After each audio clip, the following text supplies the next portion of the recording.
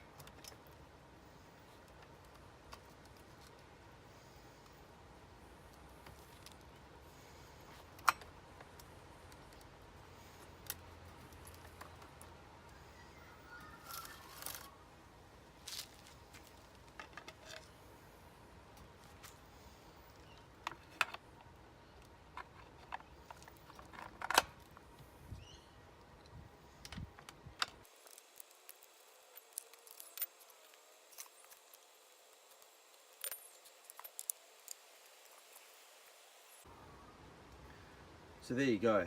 That's what I believe is the best upgrade for a MS 180 chainsaw, and that is installing a bucking spike.